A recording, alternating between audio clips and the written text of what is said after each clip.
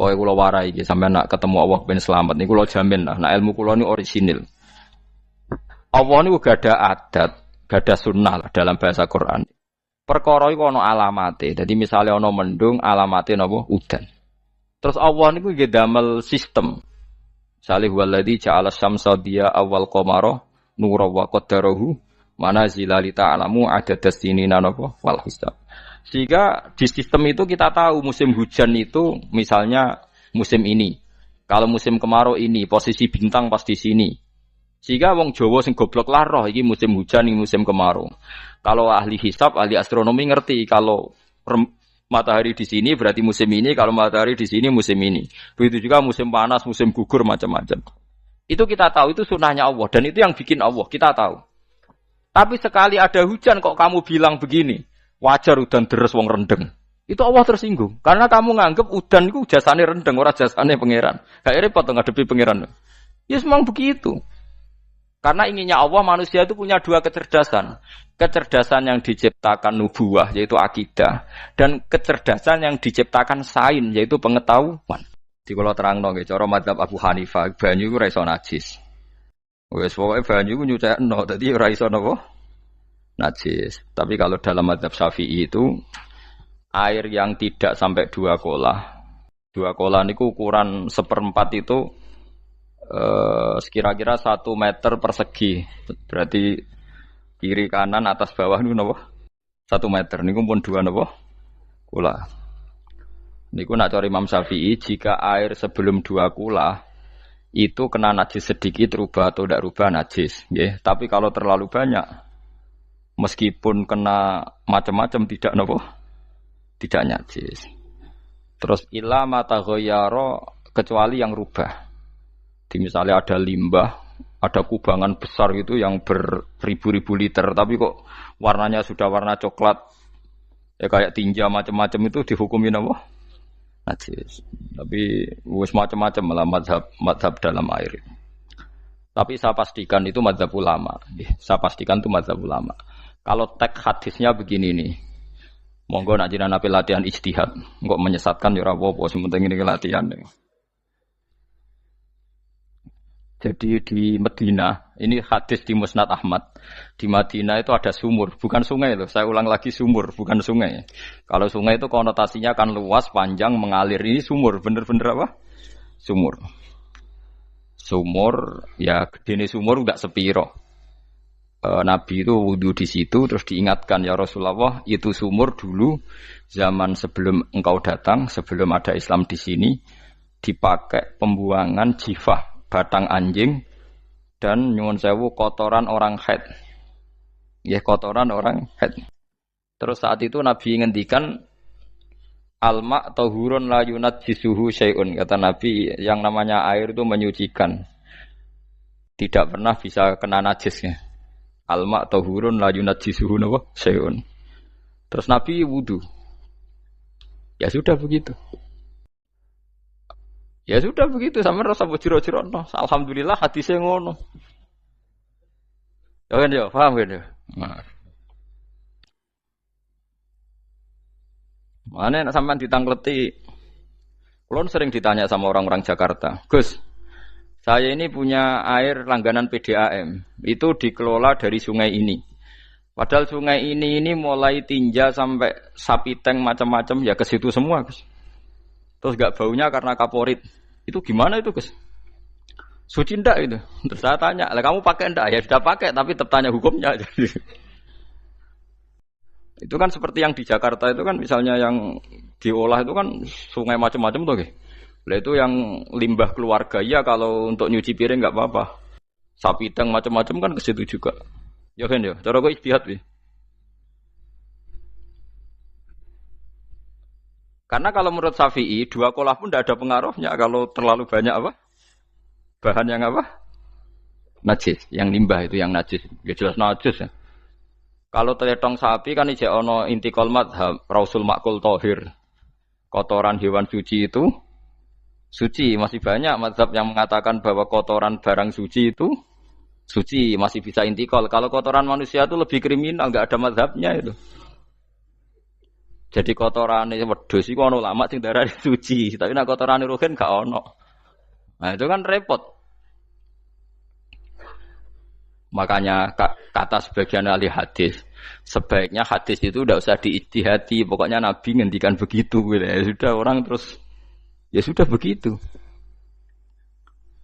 Paham gitu terus seperti di sini misalnya yang di sini Gajah Wong itu kan atasannya sana mulai kali Code kan wong macam-macam. Mulai wong buang kotor air besar, air kecil kan lewat semua. Macam-macam. Makanya masalah air itu pokoknya sifatnya air itu ma'an tahura, sifatnya air itu mensucikan. Mensucikan itu dua dalam mazhab Syafi'i itu.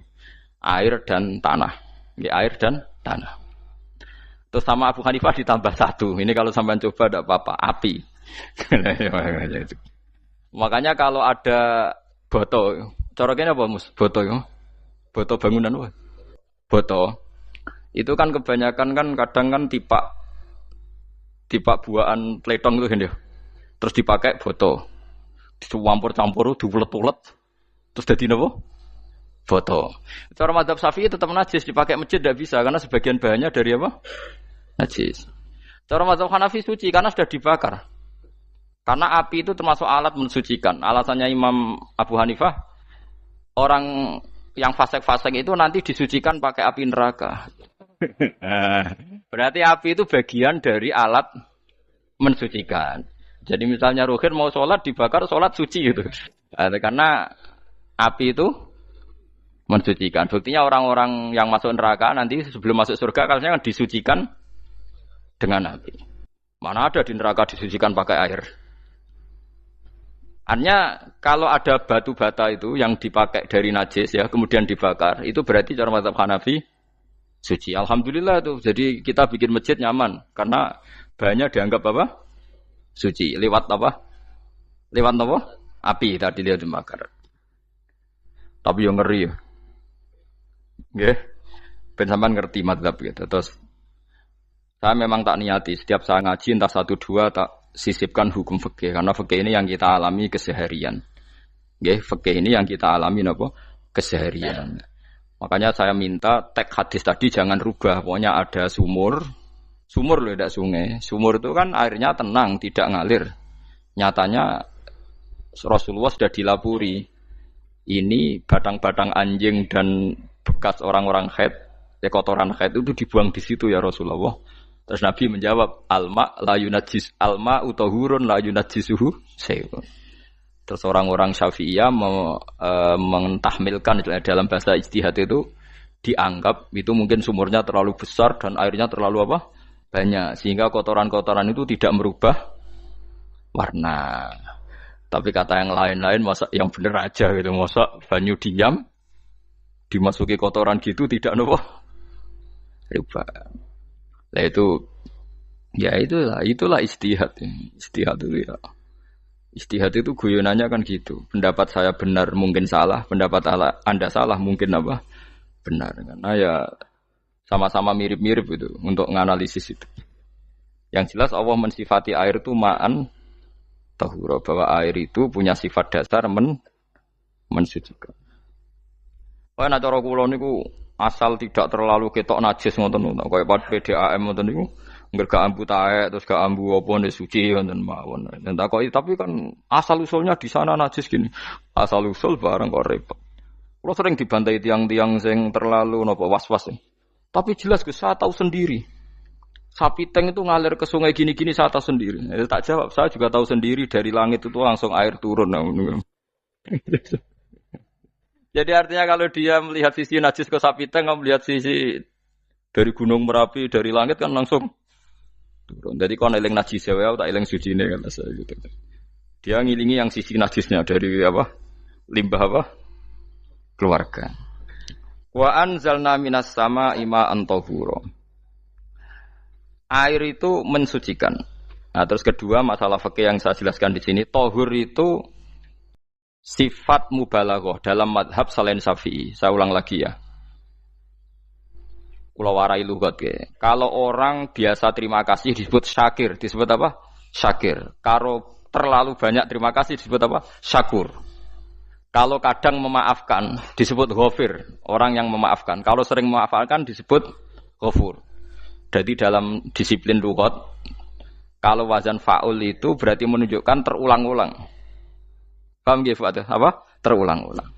Sehingga mazhab selain Syafi'i mengatakan air satu ciduk kan ya. Dipakai wudu, setelah itu mustakmalnya dipakai lagi boleh. Mustakmalnya dipakai lagi boleh. Alasannya fa'ul itu mubalaghah gitu loh. Jadi sesuatu yang terulang. Paham ya? Saya ulang lagi ya. Tohur itu kan wazannya fa'ulan. Tohuran berarti wazannya fa'ulan. Fa'ulan itu berarti ikut wazan mubalaghah. Kalau ghafir mengampuni, kalau ghafur sering mengampuni. Syakir terima kasih. Kalau syakur sering terima kasih. Berarti kalau tohir suci, kalau tohur sering mensucikan. Nah, makanya selain Syafi'i mengatakan air asal suci mensucikan dipakai berkali-kali tetap suci mensucikan. Artinya ada mustakmal, ya, ada apa? Tapi kalau dalam mazhab kita kan sekali bekas wudu mustakmal, bekas junub mustakmal karena sudah pernah dipakai sesuci. Nah itu mazhab kita. Mazhab Syafi'i. Sama nanut di soalnya kalau cerita sama nak kedesek nggih nganggo sing gampang mawon. Jadi gampang kan. Ya masuk akal karena memang wazan fa'ulan itu untuk tadi untuk litakrir tadi untuk mengulang kayak ghafir nyepuro ghafurun sering nyepuro. Paham ya? Makanya orang itu kalau zalim itu ya zalim. Kalau zalum banget zalime. Makanya disebut Quran wa kanal insanu zaluman jahula. Zalim itu zalim biasa, zaluman banget zalime. Jahil itu goblok biasa, jahulan banget gobloke. Berarti kalau tohuron banget nyuciin berarti diulang-ulang. Makanya mazhab lain mengatakan air itu tidak ada mustakmal. Dan saya kadang ya intikal mazhab begitu. Nah intikal gimana? Coba kalau di hotel itu mustakmal. Hotel itu kan kotaannya cilik toh kan. Tahu nggak hotel mari rohen. Kotaannya cilik. Terus kalau kita misalnya junub atau apa pakai ciduk itu kan tetap nyiprat Tomus. Nyiprat kena banyu di kotak yang cilik. Jadi kalau gak intikal mazhab pusing kan kita. Iya kan? Terus kemudian intikal lah suci guys. Takoki pangeran, kok mbok bolak-balik intikal mazhab Gusti. Jare sapa jare Gus Pak ngono takoki. Lah kowe muni kowe kok takoki malah pusing. Kayak Mbah Khalil Bangkalan itu. Kalau nalkin mayit itu masyhur Mbah Khalil Bangkalan. Tidak nalkin mayit itu. Yo kan yo, aku sibuk urusanku akeh. Takoki malaikat ngenteni Mbah Khalil. Tinggal mire. Sing ngono tok. Nalkin meneh. Yo jiyo, soe nak takoki malaikat marbuka manabiuka ngenteni ketuane. Maksudnya ngenteni dekne. Ya sudah ditinggalin. Ya orang ditakoki wong dekne orang kabudut. Pokoke diwarai kabeh. Nah, terakhir beliau rodok modern. Ngenteni ketua rombongan jadi nanti yang jawab itu ketua rombongan. Tapi aja tiru kan ngomong takoki malaikat ngentosi Gus Pak. Aku teko tutuki mawon Gusti. Tuan. Yakin muga rukin ngomong ngoten kula ngomong bukan nangkir. Kamu tahu kan tugas standar Anda apa? Ya tugas standarnya bukan nangkir nutuki Gus. Biasa wae. Biasa nutuki takkan apa. Nah itu mungkin bagian guyone wali ku jek mungkin. Kadang orang itu engkar ndak bisa. Yaitu tadi piye wae resmi teknya Allah tu yaumana kullu unasim bi imamihim. Nanti manusia dipanggil itu per ketuanya. Bukan per individu kesuwen. Jadi ada teori itu yang mungkin benar. Ya, teori itu yang mungkin benar karena kita nanti di mahsyar juga dipanggil ketuanya dulu. Jadi ya ma'asyarus syafi'iyah. Terus Imam Syafi'i disuruh maju ya ma'asyarul malikiyah. Karena ketua ini nanti yang menciptakan mazhab. Karena ada pepatah an-nasu ala dini mulukihim. Manusia itu ngikuti tradisi ketuanya. Mungkin coba orang Indonesia mbok bodoh, mbok ora, mbok pinter, mbok ora ngger Abu Bakar ya radhiyallahu anhu. Coba kalau tradisinya Syiah, mungkin Abu Bakar laknatullah alaihi kan gitu. Ya kita tidak tahu begitu. Akhirnya kita ketiban apik karena menghormati apa? Sahabat. Artinya ketua itu penting, menciptakan suasana ketua itu penting. Coba kalau tanpa ketua, mungkin kita tidak punya tradisi. Makanya yang dipanggil itu ketuanya. Paham? Makanya sampean milih ketua itu yang benar. Setidaknya orang ikhlas. Misalnya rapati bener, penting ini ikhlas. Ngeri itu kalau pas sampean dipanggil nunjuk ketua itu, kemudian ketua partai, wah panggil pangeran bingung sampean. Ketua sopo nyebut ketua partai. Ketua partai dia celuk pangeran Melayu. Wah ngadepi pangeran meriang tetep. Paham ya? Jadi nanti sampean itu ditanya itu lewat nopo? Lewat nopo? Ketua. Terus ketua nanti itu ngecek ada nur yang dipakai alamat dia ngikutin tidak. Nah, yang paling ngeri ya termasuk Rasulullah. Rasulullah itu nanti pakai standar itu. Inna umati yut'auna yaumal qiyamati hurran muhajjalin min atharil wudu. Itu kan ada tanya jawab sama sahabat. Kata Rasulullah, kamu tidak usah khawatir kalau saya meninggal. Meninggal saya itu baik. Hayati khairun lakum wa mamati khairun lakum. Saya hidup di antara kalian ya baik, setelah saya meninggal juga baik. Ya Nabi ya unik. Amma hayati fali asunna lakum as-sunan. Kalau saya masih hidup, berarti saya bisa meneladani kamu melakukan beberapa sunnah, beberapa tradisi. Sunnah itu tradisi. Jadi orang kudu artinya sunnah itu wajib atau sunat. Buktinya di Quran ada sunnatallahi latif sunnatullah fil ladzina khalau min qabl. Jadi sunnahnya, tradisinya Allah menghukumi orang-orang dulu. Itu bisa orang benar, bisa orang tidak apa? Benar. Kata Nabi, kalau saya masih hidup, fali asunna lakum asunan, saya bisa mentradisikan kamu beberapa sunnah, bisa wajib, bisa sunnat. Wa amma wafati ya khairun lakum. Kalau saya sudah meninggal nanti juga bagus. Mergo aku nak SK pundhut jare Nabi, aku jejer pangeran. Dadi nak roh kowe apik, saya muji Allah, nak roh kowe elek, langsung saya minta ampunan kepada Allah. Dan semua umatku nanti diampuni. Tapi terus Nabi mulai menangis. Tapi ada beberapa masalah. Ketika orang-orang itu ternyata umatku, mau saya ajak ke surga, kata Tuhan, kata Allah, innahum qad ahdatsu ba'dak. Mereka ini bikin aturan aneh-aneh setelah kamu Muhammad. Terus Pak aku suhkon ya sudah kalau gitu tak tinggal ke surga, tidak ikut masuk surga. Nah kemudian ulama berdebat ahdatsu itu apa? So, ada yang itu bid'ah gitu, macam-macam. Kalau ulama Sunni ahdatsu itu ya bid'ah ibadah mahdhah. Jadi misalnya orang melakukan sholat zuhur kok 6 rakaat itu kan wong nganggur papat es kesel kok malah muni 6 itu loh. Utawa zuhur kok mau 3 rakaat itu kan ya itu bid'ah. Karena ibadah mahdhah. Tapi kalau masalah sosial itu fleksibel. Fleksibelnya adalah misalnya dulu Nabi naik unta, orang yang anti bid'ah juga naik Innova. Padahal dulu naik unta. Orang-orang yang poligami itu ya tidak nunggu istri pertama mati. Padahal dulu Nabi poligami setelah Sayyidah Khadijah meninggal.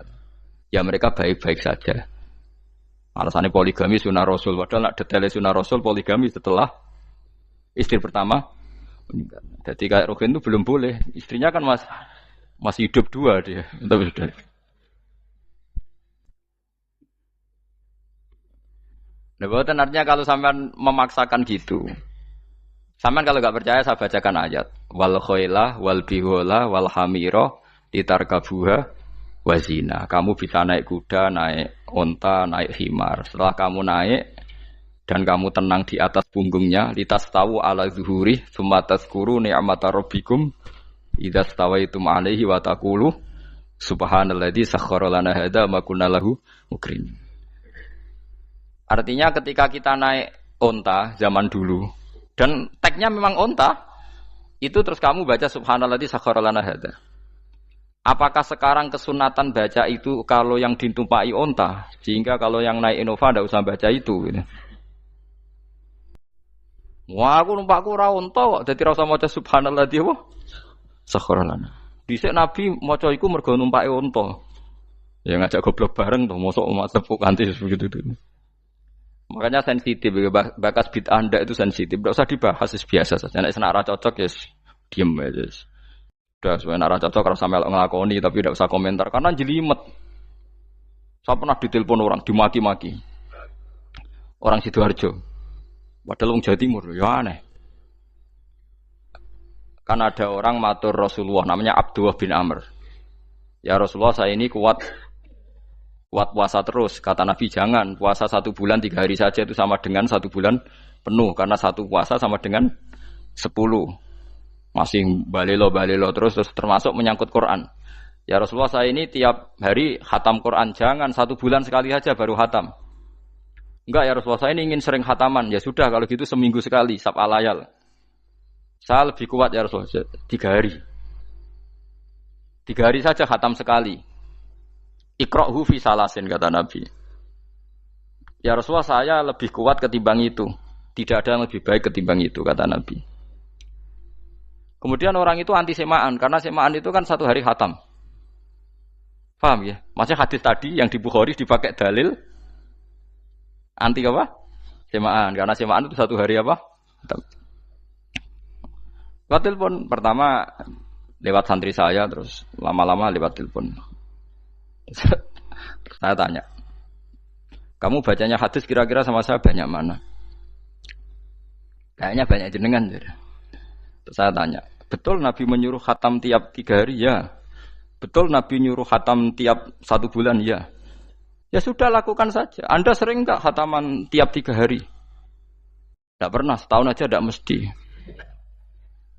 Lah iya kalau Nabi melarang baca Quran tiap hari kamu setuju, tapi Nabi nyuruh tiap hari khatam kamu tidak setuju. Enggak apa-apa, kamu anti semaan enggak apa-apa, tapi lakukan perintah Nabi tiap 3 hari khatam. Menang deh. Lah itu maksud saya. Anda tidak apa-apa milah-milah bid'ah sesuai versi Anda, pemahaman Anda, tapi yang fair. Kalau Anda anti semaan ya harus tiap 3 hari khatam karena dawuh Nabi iqra'hu fi kulli salasin. Enggak juga kan, mereka juga orang yang enggak jarang baca. Sering jarang baca apa? Lah itu enggak fairnya di situ. Makanya dia biasa mawon. Cuman semaan apal Quran wis semaan. Nah apal Quran ya wiridan, malah lucu to apal Quran kok semaan. Ya yes, ngono ae apal ya nyemak kan, kok kesel dimulai. Jadi bang nyemak sampai gremeng. Bariku mangan entek akeh kan malah lucu. Wong nyemak yo do kurang ajar. Jajal kok nyemak ki delok ngarep mbek guri tok, gres kebar ya wis. Aku seru kelakuane wong nyemak. Kan dekne ra apal kan yo. Biasane nyegat guri to. Oh, agar gurine kembar pojok. Wis. Kok agar gurine pojok kembar. Ya sing semaan akhire pinter sing maca kembar gurine. Paham gitu terus pau gitu tohuron gitu tak latih memahami Quran secara luwat. Quran bagaimanapun bilisanin arabiyyin mubin. Ada ulama yang berpendapat tohir itu dimubalaghahkan tohur seperti ghafur, syakir, syakur. Sebab itu menurut mazhab ini tidak ada air apa musta'mal. Tapi kita biasa mazhab Syafi'iyah apa? Ada apa? Ada musta'mal. Itu masalah-masalah ijtihadiyah, masalah-masalah ijtihadiyah. Kalau masalah ijtihadiyah tadi pendapat saya benar mungkin salah, pendapat Anda salah tapi ya mungkin benar itu.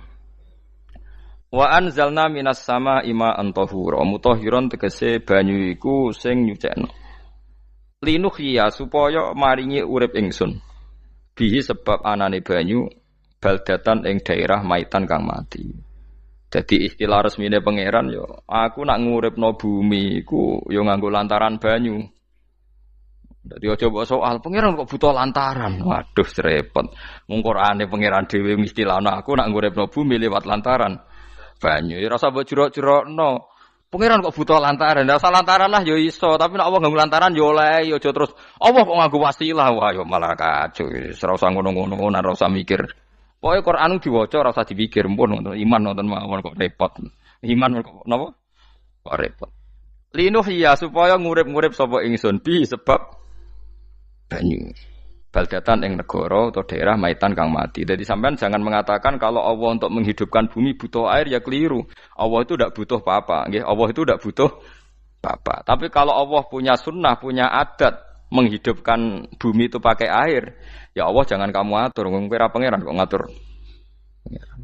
Itu kan ada cerita di kitab-kitab itu termasuk di Ihya itu. Nabi Musa itu sok dekat Allah. Jadi enggak mau mimik obat. Membuktikan bahwa Allah itu tidak butuh wasilah. Aqaqir itu maknanya obat-obatan yang dari herbal itu bahasa Arabnya apa? Al-aqaqir. Dia setiap konsultasi sama dokter disuruh minum herbal itu. Enggak mau dia. Enggak, saya akan disembuhkan Allah langsung, enggak usah lewat obat apa herbal katanya. Tiap dokter ditanya jawabannya sama. Oh, dokter goblok. Kamu belum tahu ya kalau Allah itu tidak butuh wasilah. Malah marah-marah dia tuh. Akhirnya dia konsultasi langsung ke Tuhan. Apa betul ya Allah saya butuh minum akokir? Ya? Terus, lah kata dokter gimana? Karena herbal itu fungsinya gini-gini. Terus, saya Musa, sing gawe fungsi herbal ngono iku sapa? Nggih jenengan. Lah yo aku gawe fungsine ngono kowe ngombe kok ora gelem. Sing gawe ku ya aku. Jadi sing gawe bodrek ku nak kowe ngeluh, bodrek mandi sing gawe ku ya pangeran, rumangsamu sapa? Sing gawe ruhe nak bar kelon lega ya pangeran. Mangsamu sapa? Omane bojone ayu kan. Ah, sing wis pangeran ora usah aku isin gengsi, ora usah ngono. Lha muni elek dibanding bojone ning swarga, nek ning donya ya ayu, nguruhin ya diselera kok udarane. Paham gitu terus itu masalah yang enggak akan selesai ila yaumil qiyamah. Jadi ada cara pandang langsung Allah itu ya bisa. Tapi misalnya ada sunnatullah ya jangan kamu tentang. Termasuk Nabi Musa akhirnya Nabi Musa mau minum. Setelah minum sembuh. Terus ketika sembuh diberitahu Allah, memangnya kenapa kalau minum obat itu? Obat itu ada khasiatnya yang bikin juga Allah. Kok kamu hindari itu alasannya apa? Wong yang bikin juga Allah. Makanya kalau kamu percaya wasilah, kalau terpaksa percaya, kamu harus yakin bahwa nomor satu adalah Allah Subhanahu wa Ta'ala. Kalau kamu takut orang itu syirik, ya gak apa-apa, kamu lawan, harus kamu lawan. Memang selera kamu begitu. Kamu harus tidak usah ikut pakai, wong kamu khawatir, tidak apa-apa.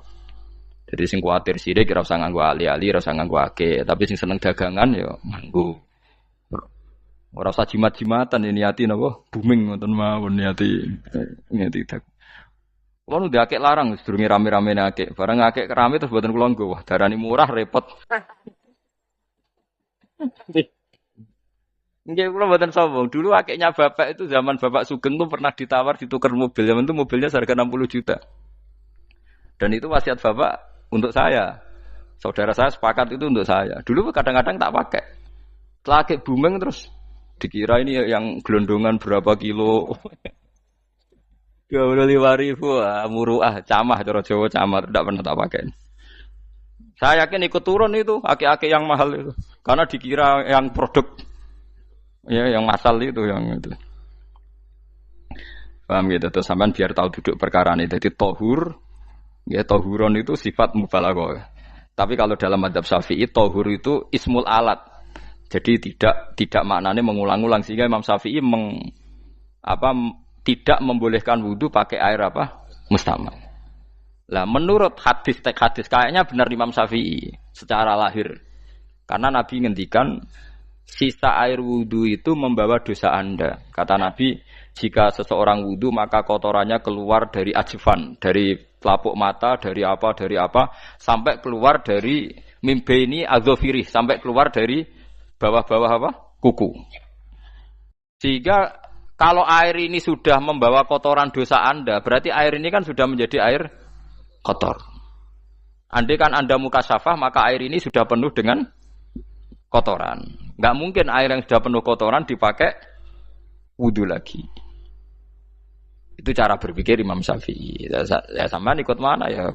Ya gampang kan kalau keadaan normal ya ikut Syafi'i, kalau air banyak, kalau tidak normal ya ikut mazhab yang lain. Kan gampang. Gitu aja kok repot tuh. Ya itu pentingnya orang ngaji ya di situ tuh harus banyak pilihan. HP kartune loro masa madzhab mesti tok. Nah, itu gitu. Ya pokoknya gitu. Kalau yang percaya wasilah ya pakai istilah pangeran linuhyabi baldatam maita ada kata bihi. Allah menghidupkan bumi itu dengan pelantaraan air padahal Allah tidak butuh perantaraan. Tapi yang anti ya enggak apa-apa. Memang yang percaya wasilah itu ya bahaya juga. Ya yes, pokoknya yes. Sudah pakai 2 kartu apa susahnya tuh. Ya enggak apa-apa. Asal ada ilmunya. Ya, tidak karena emosi. Memang ada apa? Ada ilmunya. Linuh ya bihi baldatam maita. Wanus qiyahu. Lan nyirami ingsun yastawi podo baldatam maita bitakhfif lan takhfif maita maksudnya buatan mayita tapi napa maita yastawi podo fi ing dalam dawa maita napa al mudzakkar muannas lan muannas zakkarahu mudzakkarna sapa Allah taala hu ing dawa maitan bi tibaril makani kelawan diitung tempat. Maksudnya maitan. Wanus kiyahu meniku masalah nahwu. Lan nyiramno ingsun hu ing banyu ilma ategese banyu mimma sing perkara kholakna kang wis gawe ingsun. Ingsun gawe siraman aman ing pira-pira raja kaya kewan. Ibilan tegese unta wa bakaronan sapi wa hunamanan wedhus. Wa anasiya lan pira-pira manusa kasiron kang akeh. Iki unike Quran, kadang kewan mbek manusa iku dibakas dhisik kewane. Engko nek ndelok dosa mbek ora ya apik kewan. Tapi nek ndelok diakal mbek ora ya apik manusa, tapi nek didelok manusa mbek kewan iku dosa ndi? Dosa manusa. Mulane nek salat istisqa iku kesunatane gawa kewan. Lho nggih tenan mboten guyon, sampean delok kabeh kitab fikih, nek salat istisqa kesunatane iku wong kon gawa apa? Kewan. Tapi aja kethek lho ya. Contohnya ngono iku ya kaya wedhus sapi, ngotos kaya kethek ula bulus wah, malaikate bingung wah. Ajete kewan tapi aja bulus kethek ula. Mulane teng daerah mriku, teng daerah sarang nate kekeringan. Bareng kekeringan tiang salat istisqa ono sing go sapi, go wedhus, delalah bar salat istisqa iku udan. Tapi kula seneng mbek kiai ini, pas udan kiai ini ngendikan itu. Kowe aja GR nak udane krana kuwi ya krana sapi mek wedhus iki. Mergo ora duwe dosa, mergo ora duwe dosa. Lah ya itu agama. Agama itu kita ta'abudi. Wong kita jare makhluk paling terhormat. Tapi nyatane nak istisqa butuh bantuan kewan. Itu kesunatan istisqa ngoten to. Tem mriki ngoten mboten. Do nuntun wedhus to. Napa? Mboten sing tek teng kitab-kitab Pak Sami to. Kan go kewan kan? Ya, tapi ya soal kewan mau iso mbayakno. Wah, lah nek wong pasar ngasem mbok gowo mulai ular kobra macam-macam ya, malah repot. Ndak ini menunjukkan nggih, karena manusia iku akeh dosane. Mulane jemben teng ora-ora mahsyar iku manusa ora kepengin apa kewan ora kepengin dadi manusa, tapi manusa kepengin dadi kewan. Makanya nanti ketika ngadepi hisab gak kuat wa yaqulul kafiru ya laitani kuntu napa turaba. Maksudnya kuntu turaba ya Allah saya jadikan kewan sing di akhir segalanya didhawuhi Allah kuni turaban. Kamu sekarang cukup jadi turab. Intine manusa sampeyan teng ora-ora masaru bayangno kaya kewan sing akhir hayate muk didadekno napa lemah. Nah, kadang-kadang manusa itu dalam siklus ini apik kewan malah didhisikno mimma khalaqna napa an-aman riyen ya. Kalau dilihat dari dosa ndaknya, kalau dilihat dari manusia makhluk terhormat macam-macam ya apik manusa. Wa anasiya lan pira-pira manusa kasiron kang akeh. Jamu insan ente lafat anasi jamu lafat insan. Wa suhute aslina lafat insan iku anasinu.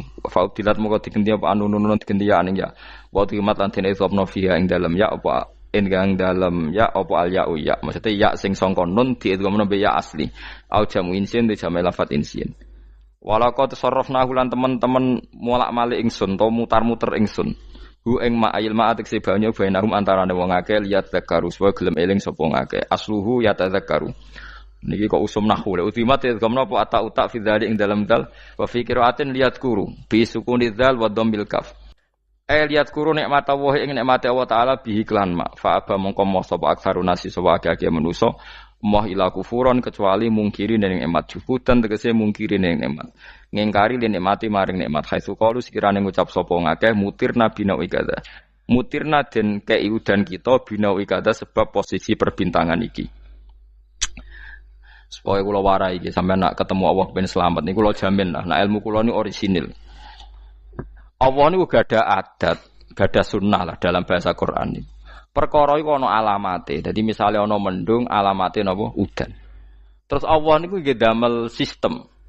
Misale huwallazi ja'ala syamsa diya awal qamara nura wa qaddarahu manazila li ta'lamu adadas sinina napa wal hisab. Sehingga di sistem itu kita tahu musim hujan itu misalnya musim ini. Kalau musim kemarau ini, posisi bintang pas di sini. Sehingga wong Jawa sing goblok lah roh iki musim hujan, iki musim kemarau.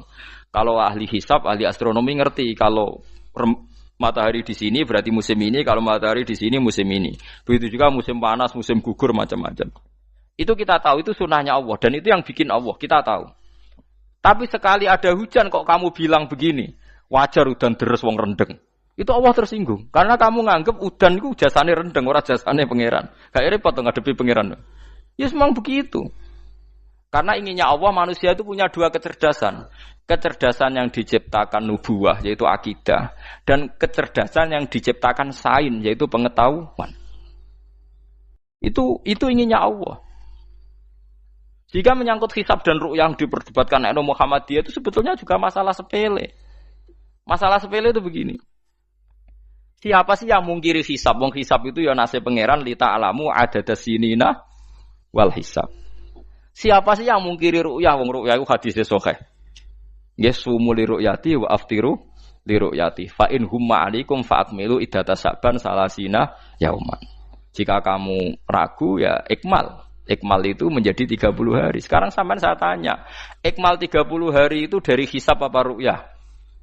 Hisab kan namanya ikmal itu pakai saiki wis 29, nak kepen ikmal 30. Lho ikmal itu ru'yah ta hisab? Hisab. Jadi apa susahnya sih pakai dua ilmu itu? Tapi sekarang jadi politik identitas. Pokoknya kalau ru'yah itu NU, kalau hisab itu Muhammadiyah. Terus dijak goblok bareng kan gitu ya. Mulane susah jadi ulama itu. Mergo dijak goblok nih. Ya sama seperti kunut ndak kunut. Saya Muhammadiyah itu lahir tahun 1912, NU 1926. Orang tahu semua sebelum itu zaman Madzhabul Arba'ah Abu Hanifah itu ndak kunut. Imam Syafi'i kunut. Terus kamu bilang Syafi'i NU, Abu Hanifah Muhammadiyah. Memangnya Imam Syafi'i tahu Rois Am? Jadi kita yang ulama itu biasa saja karena melihat Imam Syafi'i itu kunut, Abu Hanifah tidak kunut. Tahu-tahu sekarang jadi politik identitas kalau kunut itu NU, tidak kunut Muhammadiyah. Memangnya Imam Syafi'i tahu dadi Rois Am ning PBNU sing liwat ahwa kan mboten ate. Jadi kalau ulama itu lebih sederhana cara berpikir. Ya sudah, hisab itu ya ilmunya Allah, ruya ya ilmunya Allah.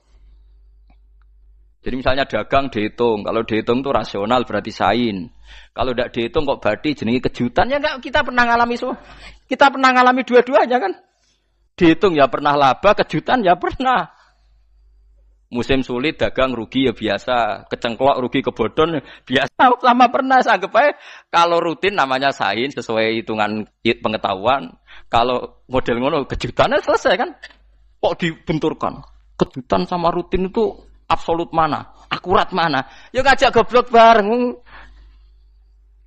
Paham ki biasa mawon wong sing seneng ilmu tuh ben biasa roh iku roh dojo ben. Ya ben biasa. Nah sekarang itu usum, anti ilmu itu usum. Yang usum sekarang itu politik nopo identitas. Kalau batik wong Yogyo, wah batik nasional berarti wong batik wong Indonesia, anak batik ra wong Indonesia. Jadi batik nopo pakaian nopo nasional.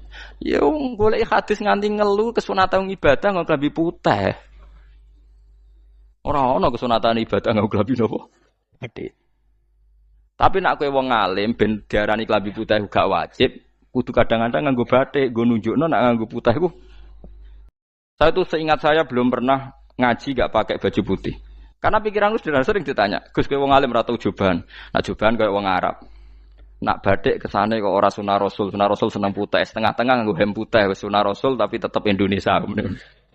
Wis tak pikir nonton. Lah kan ra mikir nganggo batik. Tapi itu tadi, saya masih husnudzon. Jika jadi tren, nganggo klambi hem putih dianggap wajib, harus ada yang pakai batik untuk menunjukkan kalau ndak wajib. Lah mungkin dia termasuk begitu melok. Makome dekne iku wis nglurusno. Enggak tahu saya kalau. Oh itu berarti sudah tinggi, kelasnya sudah tinggi. Jadi menurut saya tengah-tengah ya pakai hem putih kalau sholat. Tengah-tengahnya adalah nak jubah terlalu Arab. Nak batik be Nabi ngendikan kesunatane ibadah itu pakai putih. Nganggo mori kok mati ya sudah sudah tengah-tengah. Menurut saya, sama ndak harus ikut saya. Tapi jika itu dianggap wajib, kadang-kadang jangan pakai putih. Seperti Jabir bin Abdullah itu terang-terangan sama tak ceritani. Dulu ketika Jabir bin Abdullah sahabat yang terkenal itu Jabir itu termasuk minas sabiqin al-awwalin itu. Jabir itu sholat di masjid itu bajunya dicopot. Terus sarongan itu dicancang di gulu. Kayak wong kuno-kuno. Sarongan sitok dicancang di gulu. Bawa baju diletakkan di sokol masjid. Setelah itu orang tabiin melihat dia secara sinis. Tabiin itu generasi setelah sahabat. Marah-marah ketika dimaki, masa engkau sahabatnya Nabi sholat bisa bin Wahid pakai baju satu dicancang bisa. Jabir mulai cerita. Kamu jangan bilang pakai serban itu sunat, kamu jangan bilang pakai jubah sunat.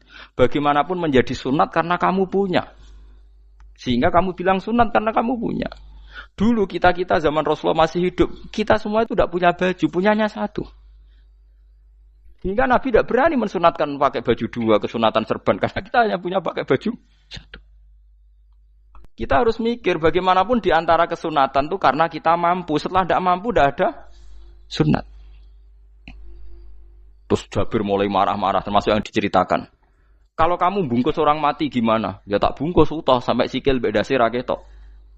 Ya kan ya, nah ini yang mati dibungkus sempurna tuh. Nanti kok pepes itu ya dibungkus. Terus bariku lagi dibuka raine ya. Ya mus. Sing mudin-mudin rai ya. Terus Jabir cerita. Cara kowe wajib ta ora jare Jabir? Nggih wajib. Ya wajib mergo iso. Terus dia cerita, dulu Sayyid Hamzah, dulu bapak saya Abdullah Jabir bin Abdullah. Itu saking enggak adanya baju. Itu nak ditutup sirahe mbek sarong, mboten kafan. Iku ketok sikile. Nak ditutup sikile ketok sirah. Akhirnya do matur Kanjeng Nabi kon nutupi sirah waj'al ala rislihi sayan min izkhirin. Akhirnya sing sikile ditutup suket. Saking gak anane baju. Kowe saiki Islam wis jaya kecangkeman sithik-sithik muni sunat wis dimaki-maki mbek Jabir. Wis meneng ngejar. Terus terakhir ngendikan ngene. Aku nglakoni iki liyaronil ahmak misluk. Pancen tak jarak aku salat ngene iki bento-bento kowe ben roh. Nak dhisik jarak Islam ngene iki aja. Liyaroni al-ahmak misluk. Ahmak itu bento sing level tinggi, medium men. Itu ulama betul ya begitu. Saiki wong Islam jog tuku kurma gampang, sithik-sithik buka kurma sunah Rasul mergo nganggo kurma. Ya perkarane ke kelar tuku, zaman kene Gunung Kidul melarat nganggo apa? Aneh-aneh iku. Makanya di fikih jelas, nek iso kurma, nek iso asal manis, nek iso asal gak nyolong titik wis. Kok cek repote hukum. Bagaimanapun kue kecangkeman muni sunan mergo mampu. Zaman kira mampu orang muni ngono padahal hukum itu dhisik-dhisik. Hukum itu baru apa sudah kemarin-kemarin? Wis meneng ae. Kula ge sering, ngger kula kan kiai, ngger but poso sering sowan kathah. Kadang sing sowan luwih mlete timbang kula. Gus kurma Gus, nggo apa? Nggih sunat Gus. Ah sunah mbahmu pangan kowe. Oh kiai mbok warai ra sopan to. Aku nak buka aku tegan namanya. Aneh-aneh ya namanya.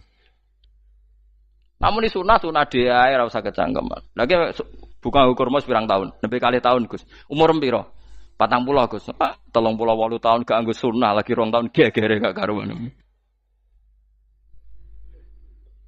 Biasa saja. Dulu Nabi itu ya biasa. Nabi kalau zaman ngendikan yang ngeper sampai 4 kali. Kalau gak mampu ini, kalau gak mampu ini. Nabi kalau ngendikan ya gitu sampai diulang-ulang. Karena Nabi tahu tidak semua umatnya gampang mendapatkan itu. Misalnya kafaroh puasa 2 bulan nuntut, kalau tidak bisa ngasih makan orang miskin sekian, kalau tidak bisa gini sampai habis. Kulo ma'rufin sedekah, kalau tidak bisa ya Rasulullah firsana satin, sampai ludus gak usah sikit tamrotin. Kalau gak bisa fabi kalimatin thayyibah, cangkem sing apik. Nek ra iso sementing aja merengut. Terakhir walau bitol qatin apa? Wajin. Itu lama mewarisi sekian kebaikan yang diajarkan Nabi, tidak terus dipatenkan satu ngel-ngel wong akeh. Kono apa ngekek kurma kok khutbah bareng sumpah. Wes pangan dhewe entekno. Ya ana sing sabar, wes kula tobat Gus mun mboten ngomong-ngomong ngono ya. Ya biasa saja kalau ingin sunah-sunah biasa saja. Dawe Nabi wal qasda tabluhu. Kamu itu yang biasa saja. Biasa itu ya standar saja. Ya biasa. Jadi Nabi dulu kalau melakukan sunnah itu biasa. Sunnatun sanaha Rasulullah sallallahu alaihi wasallam. Ini sunnah yang dilakukan Nabi. Tapi di luar yang azimah. Azimah itu yang wajib atau fardhu ain itu sahabat biasa. Karena bagaimanapun kita bisa begini karena mampu. Seperti Jabir tadi. Orang bisa sholat pakai serban, pakai jubah karena mampu. Zaman Nabi awal Islam. Sama lihat Bilal. Ada nak belodor gitu tuh. Sama lihat film Umar atau film-film Bilal. Itu memang nyata dulu itu la yajidu ahaduna illa thawban wahidan. Tidak ada yang kecuali punya baju apa? Sama dulu film-film, mulai versi seneng kitab sampai versi film itu sama. Bilal nak adzan ya blodor, ora adzan jeblodor gak sopan. Oh memang ya duwene klambi mok sitok iku. Adlok ceritane Sa'labah, bar salat salam langsung melayu. Berkali-kali yang bersalam melayu. Jebule apa genta kae? Ya Sa'labah bersolat ora witir melayu kenapa? Saja takoki ya Rasulullah, takoki Nabi. Sa'labah kata sahabat-sahabat kowe nak salat bar mulai langsung melayu. Ya Rasulullah, kami kula namung setunggal, istri saya di rumah aja utuh. Iku saking tidak adanya baju. Nah, saiki nang sunatno kon. Ya begitu. Makanya ketika Sayyidina Umar idza ausa Allah fa ausiu. Nanti kalau sudah jembar ya jembar. Nak lagi ruwet ya ruwet. Ya sudah biasa saja. Paham ya? Jadi kalau suwun misalnya malah yudroku kulu, la yudroku nopo kulu. Kalau tidak bisa semua jangan sama sekali. Jadi misalnya kita tidak bisa jubahan, tidak bisa serbanan mergo wong Arab. Supaya saya ndak keriting jubahan kok tonggo ya guyu. Paham ya? Wah aneh ngono. Kemudian ana ora kaji kok jubahan malah digugat wong akeh. Ya sudah pakai hem putih saja. Yang penting dua semangat sunnah putihnya misalnya. Ya tengah-tengah gitu. Tapi kalau kira-kira dianggap wajib ya kan ganti badik kayak Ruhin itu. Itu makomnya sudah itu tadi. Sudah tinggi sekali. Ya Nabi itu kan misalnya Nabi nyifati rambut yang baik itu yang lurus ngombak gitu. Sifatnya Dajjal itu keriting. Tapi yang keriting ya enggak apa-apa. Bukan berarti wah keriting mirip Dajjal ya enggak gitu. Ya itu kan Allah menunjukkan kekuasaan. Nanti kalau Allah bikin lurus semua dikira enggak mampu bikin yang keriting ya sudah dibikinlah yang keriting. Ya sudah gitu biasa saja buatan berlebihan. Paham gitu. Jadi Nabi itu kalau ngendikan seingat saya ini hafal banyak hadis. Kalau ngendikan tuh sampai berkali-kali. Itu tadi mulai kalau sedekah pakai ini, kalau ndak mau sampai mulai firsana satin sambil wedhus ijek larang walau bisik kita mro separone kurma masih kadang ndak mampu fabi kalimatin thayyibah enggak mampu lagi ya soalnya tasaddaku walau bitol qati wajin sedekahlah meskipun dengan ceria. Itu sirinya kenapa saya ngaji guyon karena paling ndak ceria itu happy. Coba kalau saya ngaji merengut meneng terus ketok nyesal terus sing ngaji kan mikir Gus bak kurang apa kita ngaji ku ono sing kurang. Oh, terus yang keduanya nafsir wah paling kurang sangune. Wah jadi repot. Mulane kula ngeten wis tak pikir, mang sampura tak pikir. Guyon kula mek sampean nangis mbon ndi ganjaran akeh ndi. Mergo guyon kula bi ilmen nangis sampean mikir utang. Jadi terakhir sedekah talqati wajhin, wajah yang ceria, yang happy. Kowe iki happy kan yo seneng, paling gak mikir nasibe kan. Kiai iku happy sebenes. Jajal misalnya kayak dikiai kok rogen sumpeng, mau coku karo kukur, bariku angop, bariku kukur meneh. Kan wong mikir, waya tanggale bayar apa piye kredite? Waduh, apa waya ditarik sepeda motor? Kan orang terus menafsirkan macam-macam. Sing elek sing wong alim mulai nafsiri paling tertipe ra iso. Wah, paling elek. Ya nak wong alim kan ana ukur-ukur mesti nak sing suudon kan paling macane bingung terkipe ngono. Ya macam-macam lah sesuai asumsi napa. Jadi kula suwun sama nak dadi kiai nak ra iso sedekah macamnya terakhir ceria. Mergo Nabi ngendikane terakhir tasaddaku walau bitol qati wajhin. Bersedekahlah meskipun dengan keceriaan napa muka atau wajah. Namun kalau itu Nabi diulang-ulang. Jadi kalau ngendikan tuh diulang-ulang. Sekarang tuh orang mau mendorong sunnah Rasul itu satu. Ya berat bagi yang nggak bisa melakukan itu apa? Yang nggak bisa melakukan itu apa? Berat. Jadi dibacalah hadis itu dibaca utuh. Ya bukan kita apa ya sekolah kepingine kabeh umat Nabi itu happy. Mergo selama itu tidak maksiat berarti anut ajaran Kanjeng Nabi Muhammad sallallahu alaihi wasallam. Ma khuyira Rasulullah baina amrayni ilakhtara aisarohuma malam yakun isman. Rasulullah itu tidak pernah disuruh milih dua hal yang berbeda kecuali milih yang paling gampang. Asal itu tidak barang dosa. Itu hadis muttafaq alaih. Ma khuyira Rasulullah baina amrayni ilakhtara napa aisarohuma malam yakun napa isman. Jadi Nabi itu tidak disuruh milih dua hal, mesti milih yang paling gampang asal tidak nopo dosa. Makanya Nabi kalau ditanya, ya Rasulullah, sampai nanti tawaf pakai unta apa ndak? Kesel ndi? Nggih kesel melaku, ya naik unta saja. Makanya Nabi kalau tawaf itu dulu pakai apa? Unta. Terus saiki mulane Arab Saudi PG MRT mergo dhisik Nabi unta terus saiki nganggo apa? Kereta lingkar. Sekarang baru diperdebatkan. Cek kurang ajar itu sebenarnya no tamu spesial, misalnya pejabat negara sebenarnya atau tawaf numpak kereta muter. Diarani rasa dhisik Nabi numpak unta, diarani sah cek kurang ajar ning dhuwur. Terus sampai angop-angop terus tawaf. Sampeyan muni sah ta ora ya, jajal. Muni rasa Nabi dhisik tawaf. Ngagem to muni sah kok kurang ajare. Wah, ya misale numpak kereta asenan mbek anggap sithik-sithik sebeng 7. Kurang ajar juga. Saat ini lebih diperdebatkan, tapi ya mbok sing bakas ngono ben ngerti hukum sampean ben ora anak kiai ku bingung ulama yo mikir hukum iku ketok ceria kula sampean ora bingung ora ceria fa aba mongko sapa aksarun nasi sapa akeh manusa mo ila kufuron kecuali ngafirin emate Allah juhud tegese ingkar li nikmati maring nikmat haitsu qalu sekirane ngucap sapa kufar mutir nabi nawi kada mutir naden kaeringi udan kita binawi kada sebab posisi bintang sing ngene iki. Walau syi'na la ba'atsna fi kulli qaryatin nadhira. Walau syi'na umpama ngersakno ingsun Allah la ba'atsna yektine nugasno ingsun utawa ngutus ingsun fi kulli qaryatin. Ing dalam saben-saben daerah desa nadhiron ing wong sing ngelingno. Umpama Allah ngersakno kabeh desa yo nabi, tapi kok kakek nabi malah repot kan. Yukhawifu kang ngekeki peringatan sapa nabi ahlah ing penduduk Qaryah. Walakin ba'asnaka tetapi ini ngutus ingsun ka ing sira Muhammad ila ahlil qura maring kabeh penduduk kuliah sekabehane ahlil qura nadhiran khalidati nadhir khalidati nabi liya'zuma supaya gedhe apa ajruka ganjaran sira. Tapi kabeh nabi niku nggih pokoke Allah mampu mawon tiap desa dikai nabi, tapi Allah ndak melakukan itu, cukup nabi sitok terus kabeh iki anut Nabi Muhammad sallallahu alaihi wasallam. Mulane ana guyonan wong Arab wong Jawa apik endi? Apik wong Jawa aja. Wong Arab iku cara obat iku dosis tinggi, mulane dikirimi Nabi. Wong Jawa cukup mudin, cukup kiai wis Islam. Dadi rapati salah lah. Penyakitnya ringan, jadi diobati kiai iku wis dadi iman. Nah wong Arab kudu napa? Nabi. Berarti penyakit berat mbek ringan apik endi? Apik ringan, mulane jare kiai Jawa, kita apik wong Jawa kus mbek wong Arab. Mergo ora butuh napa? Nabi. Berarti dosisnya kan kecil ya, rendah. Sauni-unimu wis. Wong bingung, ngono kok omongane wong napa? Bingung. Lha opo nganalisis ngono barang. Ya wong nganggur iku repot. Pala tutik mongko aja nurut sira al kafirin ing pira-pira wong kafir fi hawahum ing dalam hawa nafsune kafirin. Dadi kaya aja anut wong kafir ning menyangkut hawa nafsu. Tapi nek menyangkut kebaikan wong kafir sing kita kadang kalah baik dalam hal sosial. Ya malah Allah kadang melehno kita mergo kok kalah mbek wong kafir. Nggih misale ngeten iki makanya Imam Suyuti nafsiri falatutil kafirin ai fi hawahum. Dalam hal yang bersifat hawa napa? Nafsu. Misalnya begini saya contohkan Allah melehno wong mukmin.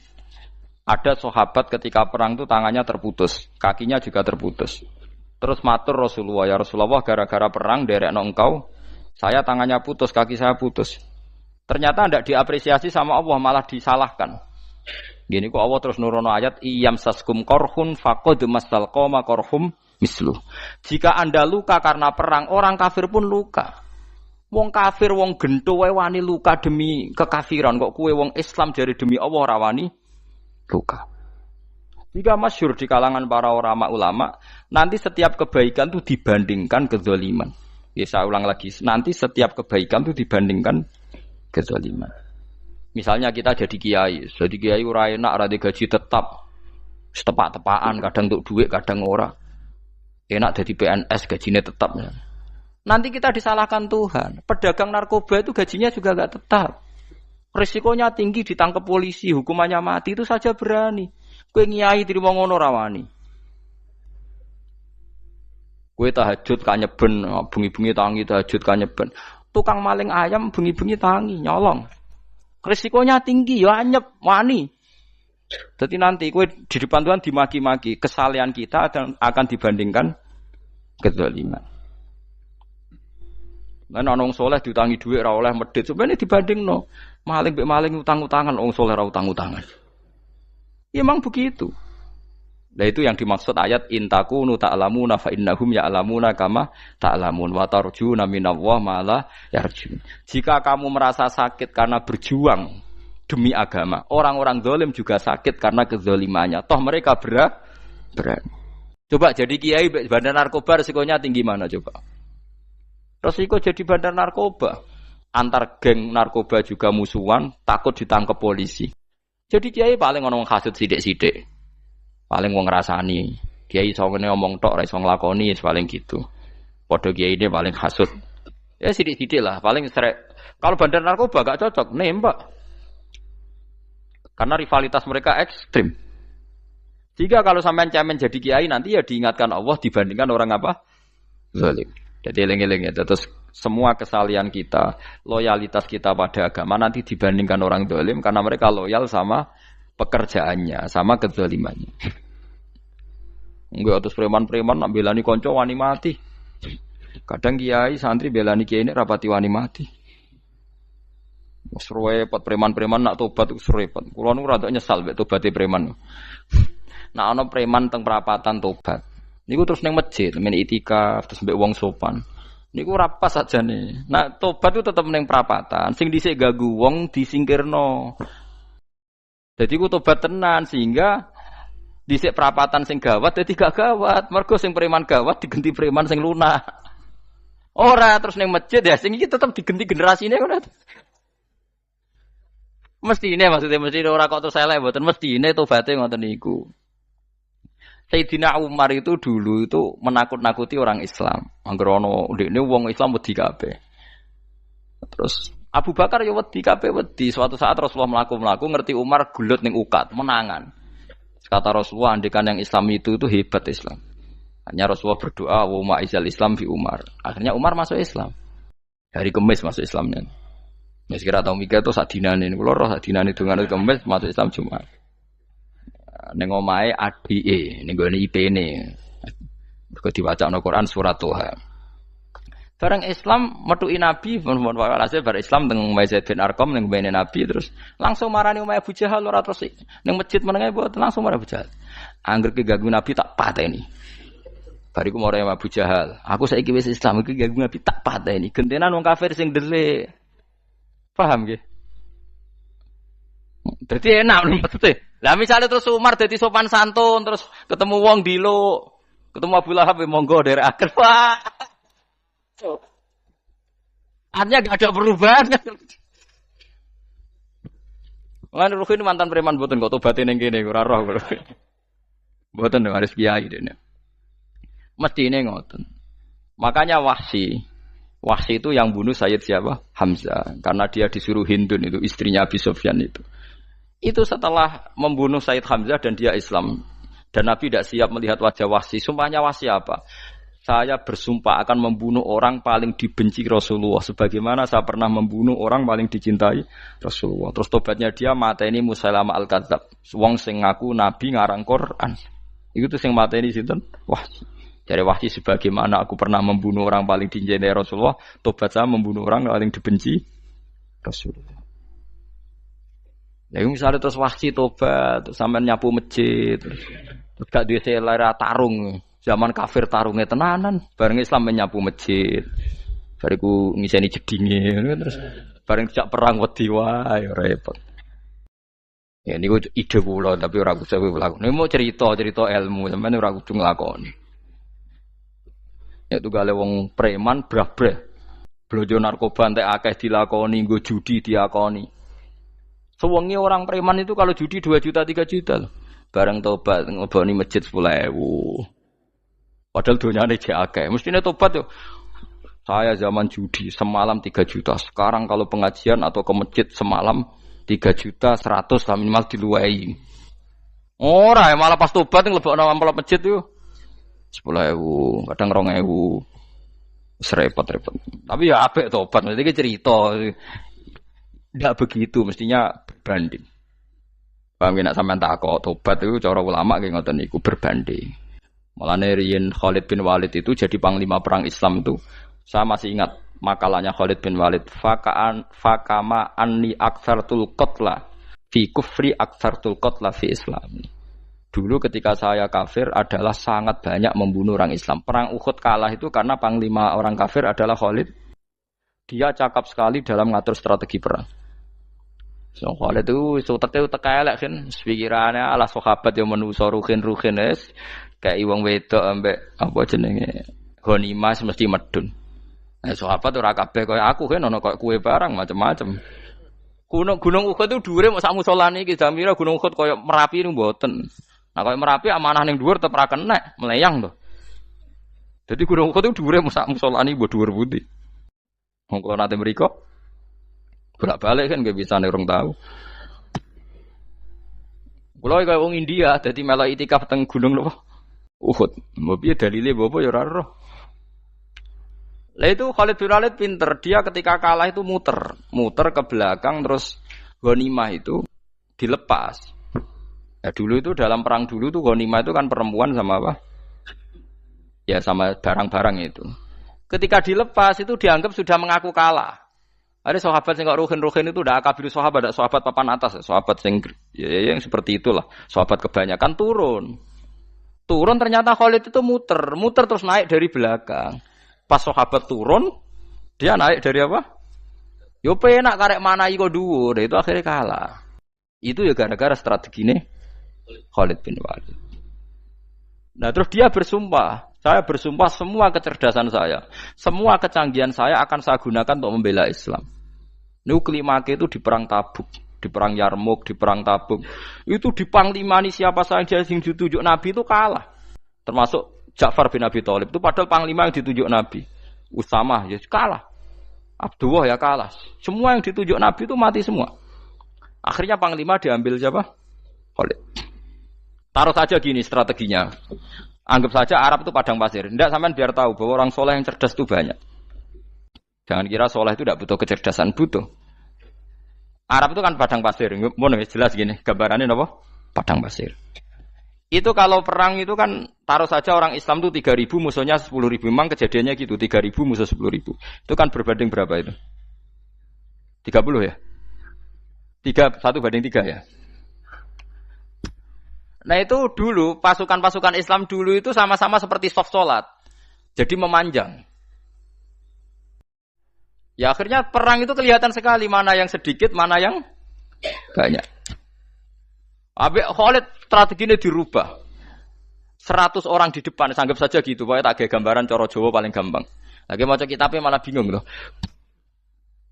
100 pasukan kuda yang di depan itu disuruh negarkan kuda, disebut fal mughirati subha itu. Yang itu wal adiyati napa? Dobha fal mughirati subha itu. Ini pokoknya anggap seperti itu. Fal muriyati apa? Qadha itu. Kuda yang 100 di depan disuruh menegarkan. Pokoknya kon gerak sehingga debu itu banyak bertebangan. Terus pasukan yang 3.000 itu disuruh memanjang sepanjang-panjangnya. Karena di depan ini ada tegaran kuda tadi, orang kafir yang di sana itu melihatnya ada bantuan datang baru. Wih, pasukan Islam teko wakeh, panjang lagi. Dikira jumlahnya itu sampai 50.000 lebih.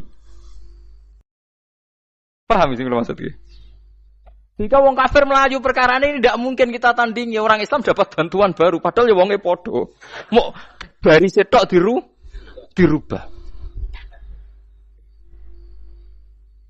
Nah misalnya sing mimpin Mustafa sembah jare mati ya sahid, mati kabeh wong Islam.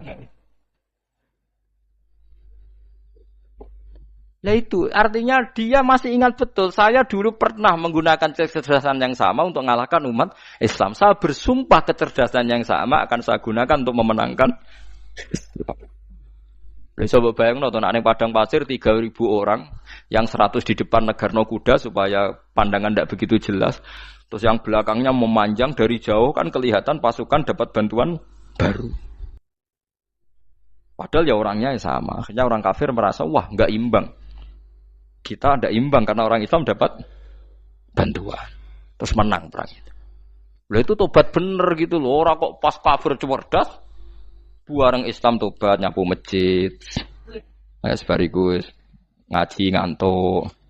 Padahal zaman kafir cerdas, memperdayakan ekonomi nganti sugih bergeder. Bareng Islam terus dunia nentek melarat terus nyapu masjid, bariku sholat qobliyah ba'diyah mulai mbok poso sunat. Ya ndak apa-apa itu tapi sugih tetep kok zaman kafir sugih. Zaman Islam kere mestinya zaman Islam ya sugih terus kecerdasan dan hartanya untuk liizatil Islam wal muslimin. Mestinya tapi ya enggak apa-apa kalau ada tobat model gitu ya enggak apa-apa. Ojo kok terus dari Gus Pak ngene ku elek ya ora ana jenenge tobat mesti apik tapi enggak fair gitu loh. Maksud zaman nakal serius, zaman tobat sekenanya itu kan fala tuti mongko joto atsira al kafirin ing pira-pira kafir fi hawahum ing dalem selera hawa nafsune wong kafir. Wajahidhum lan merangi sirahum ing kufar. Merangi maksudnya berjuang bihi kelawan Quran. Maksudnya hujjah. Uang iku nak merangi wong kafir nganggo Quran, ndak mesti perang iku nganggo pedang. Niki jelas kita bire ke wajahidhum bihi ebil Quran. Maksudnya perang nganggo Quran itu kita melatih argumentasi atau hujjah yang dengan hujjah itu jelas-jelas ketok bener agama napa Islam. Wajahid lan merangi sirahum ing kufar bi iklan Quran ayat Quran itu Quran jihad dan kelawan perang atau kelawan jihad kelawan berjuang kabiran kang gede. Wa wa ta'ala wa alladzi zat maraja ingkang lepas sapa Allah al-bahraini ing dua laut. Arsalat sing lepas sapa taala huma ing al-bahraini mutajawiraini hale berdampingan. Hadza utawi iki ku adbun iku banyu sing banget segere banget manise banget segere. Furatun tur enak diombe sadidul udzubati tekse banget manise. Iki kono nak manane mudah diminum. Wa hadza utawi iki ku milkhun niku banyu asin, ujajun tur banget paite. Syadidul muluhah tegese banget paite. Tapi wasemono sungai sing gampang diminum. Misalnya sungai Komerapi sing napa gampang diminum maksudnya mboten pahit. Ketemu laut sing banget paite, meskipun banget asine, apa hakikate gawe wajah alalan gawe sapa Allah taala bainahuma antarane banyu sing napa tawar lan banyu sing asin, Allah gawe barzakhon ing pemisah haji santikse pemisah. Kita ndak tahu pemisahnya piye pokoke akeh sing cerita banyak di tengah laut itu air napa tawar. Layah tali itu ora campur apa hadu masalah sijine banyu asin dan banyu tawar bil akhir iklan sing liya mergo wonten apa hajis wonten apa hajis ana pembatas. Wa hijron lan tegese pembatas mahjuron kang iso nglindungi. Sitron tegese tutup. Mamnu'an kang iso den cegah bi sebab anane sitru. Sebab anane pembatas apa ikhtilatuhuma apa campure banyu asin dan banyu tawar alami wallahi. Orang bermalam-malam jagungan sama teman asik itu kan perlawanan terhadap nafsu kita, syahwat kita untuk mungkin nikmati dugem di bar atau di tempat-tempat maksiat. Itu setan di Indonesia tuh kakuati sama Ki Jawa. Orang supaya enggak tertarik maksiat itu Ki Jawa cukup ketemu kancane masak terong guyon, gejol-gejolokan zaman mondok, suwengi lulus saka maksiat. Bar wis tutup. Saya akan cerita sedikit tentang tradisi hujjah. Dulu lama itu kelihatannya sederhana, tapi kalau berargumentasi itu hebat. Tadi Gus Yofur menyebut kitab Mbah Hasyim itu mengharamkan kentong. Beliau masyhur itu punya kitab namanya Al-Jasus an Tahrimin Nakus. Intinya kentong itu haram. Secara dalil ini meyakinkan sekali karena ketika Rasulullah rembukan sama sahabat, kita dengan apa memaklumatkan orang kalau waktu sholat masuk? Ada sahabat yang usul pakai kentong. Dzakalin Nasoro itu Nasrani. Ya pakai buk itu semacam trompet besar. Dzakalil Yahud. Kemudian ada yang usul kalau gitu api ya Rasulullah dzakalil Majus. Sehingga dari hadis itu Mbah Hasyim berpikir kentong itu haram. Tapi Mbah Fakih Mas Kumambang itu mengkritik Mbah Hasyim dengan ngarang kitab Hazruus Antahrimin Nakus. Jadi beliau ngomentari kitab itu sambil geleng-geleng kepala. Kitab kok keliru nganti ngono itu. Jadi cara pikirannya siapa Ki Fakih. Kentong di Indonesia itu kanggo wedhus dicolong gitu. Pos kampling gitu. Kalau ada banjiran ya kentong, ada maling ya kentong. Jadi enggak ada persamaan sama sekali dengan kentong yang milik orang apa? Nasrani. Sehingga di pondok saya itu ada kentong tapi jelek sekali. Karena itu satu-satunya cara supaya beda dengan kentong yang di gereja. Kalau elek kan mirip kentong di pos kampling. Itu ya agak-agak ilmiah sedikit. Dulu ceritanya Gus Yofur itu saya teruskan. Itu singkat cerita, itu kalau yang di kejadian di Termas itu Mbah Dimyati sudah nyuruh semua kentong disembunyikan karena mau ada Mbah Hasyim.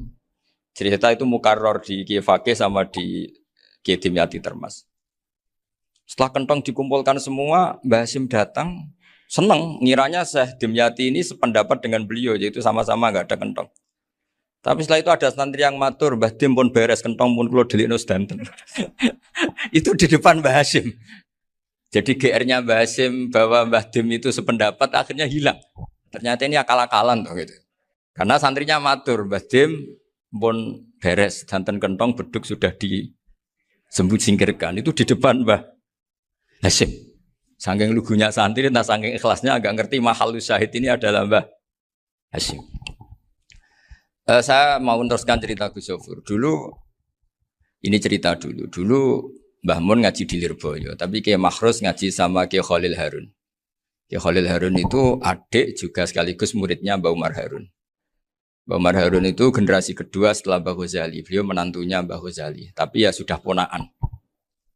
Sehingga tradisi ini penting karena saya berkali-kali bilang di mana-mana. Status orang tua dan mbah itu adalah terserah anak cucunya. Bukan terserah mbahnya, tapi terserah anak cucunya. Saya tidak akan bosan mengingatkan ini. Saya pernah di makamnya Nabi Yakub, itu ya dikemuli bendera Israel. Di makamnya Nabi Dawud. Nabi Ibrahim juga dekat sinagog. Sehingga Quran membela Nabi Ibrahim disebut maka anak Ibrahimu Yahudi wala Nasrani. Karena ketika beliau berposisi di Israel, kemudian penguasanya adalah Yahudi, bisa saja makam ini ditulisi dan distatuskan ala Yahudi. Ya seperti Nabi Yakub. Nabi Yakub itu nabi yang kita yakin tentu berkeyakinan beliau orang baik, orang muslim, orang mukmin, tapi karena didesain mereka ya dikemuli bendera Israel. Dan disebut Abul Yahud. Karena kita tahu nama lain dari anaknya Nabi Yakub adalah Yahuda bin Yakub bin Ishak bin Ibrahim. Sehingga perasaannya orang Yahudi menjadi Yahudi itu yang ngikuti mbah-mbahnya. Nah khawatir saya ketika buyut-buyut kita kaya, buyut saya itu orang kaya dulu, namanya Badur Rahman. Itu kaya sekali, tanahnya banyak. Dulu cerita Mbah Hasyim ya kaya sekali. Mbah Maksum juga kaya. Mbah Abdul Aziz juga kaya. Karena dulu itu inginnya kiai itu yo ketok sugih lah, gak ngel-ngelo santri. Tapi nanti kalau cucu-cucunya sudah ndak alim, itu ndak dianggap punya tanah itu karena untuk fasilitas santri. Aku tak kedonyan, mbah-mbahku ya kedonyan. Buktinya tanah yombo. Karena dia akan menafsiri sesuai cara berpikir. Makanya sanad keilmuan yang diceritakan Gus Sofir itu harus diulang-ulang.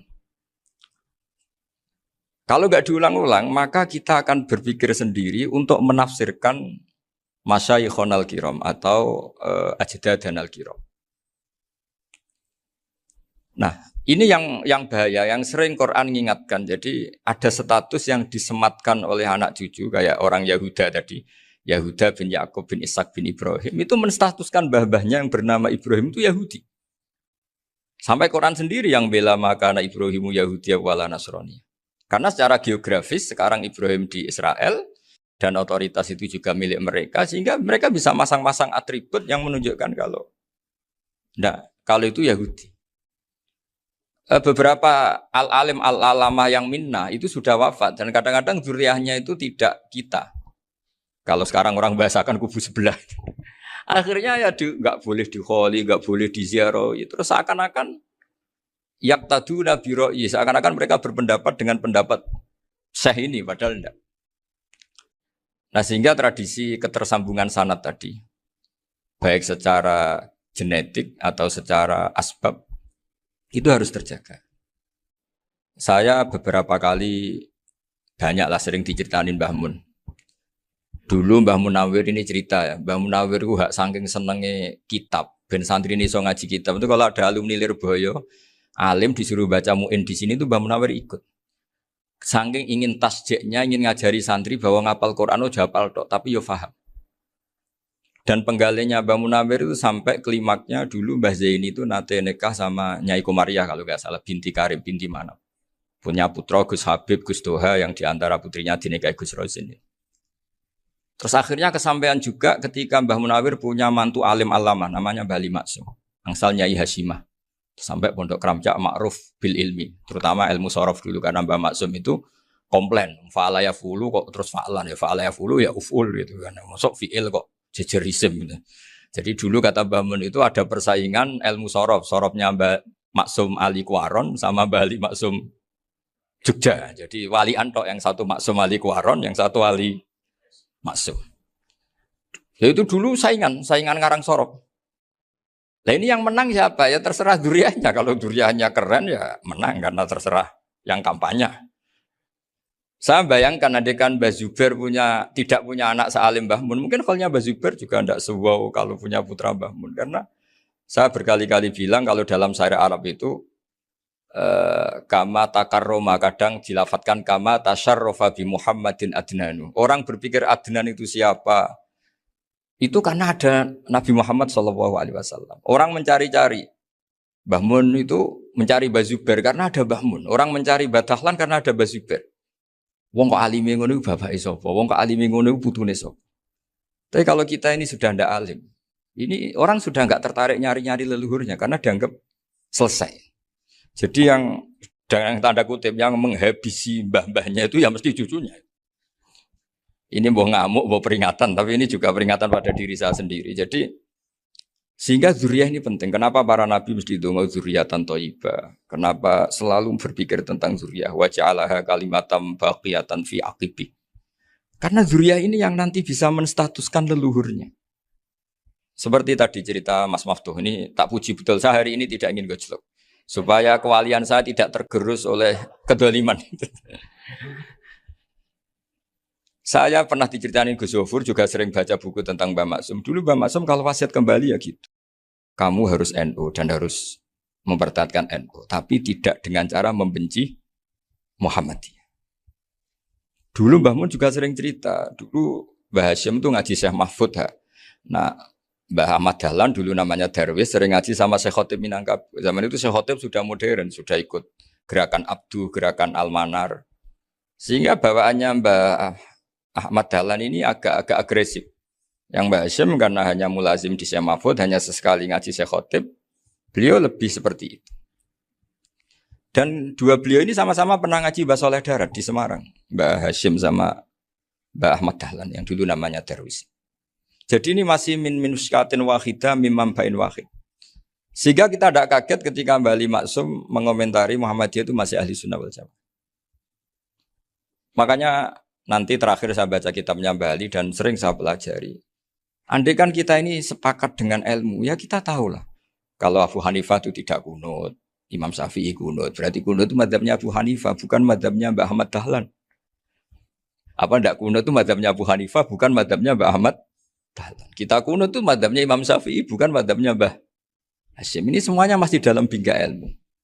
Adzan qabla subhi juga riwayatnya jelas. Tidak adzan ya sudah perilaku kita sudah jelas. Dulu Mbah Mun sering didik kita gitu. Saya sering dengar cerita kalau dulu Pak Arif Fakhruddin begitu hormat sama Mbah Ali, apalagi zuriyahnya Mbah Azhar Basir, karena beliau dulu do ngaji di Termas. Dulu itu enggak ada masalah karena semuanya dianalisis pakai ilmu. Tapi sekarang pakai identitas, yang kunut itu NU, yang enggak kunut Muhammadiyah. Berarti Abu Hanifah itu Muhammadiyah, Imam Syafi'i itu NU. Berarti Imam Syafi'i itu ya anak buahnya Ki Miftahul Ahyar kira-kira gitu karena anak buahnya Pak Said Akil. Kan terus jadi repot. Dulu kita ini pengagum ilmu, bukan pengagum perbedaan. Sehingga di sini yang saya kagum dari sekian ceritanya Mbah Ali Maksum, supaya kitab ini to the point, supaya nggak lama-lama karena waktunya juga. Nanti kalau kemalaman ini kena semprit ini sudah. Ini diantara yang diceritakan Bali itu unik. Imam Syafi'i itu sering tawassul, sering wasilah sama siapa itu?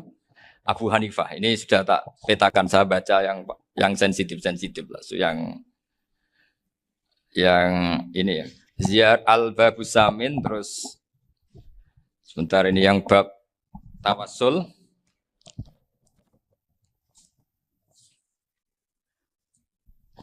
Ini di sini halaman 90, mungkin santri-santri kerap ya bisa ngecek lagi di kitab Hujjatul Ahli Sunnah. Ketika cerita tawassul di antara yang diceritakan Mbah Ali Maksum adalah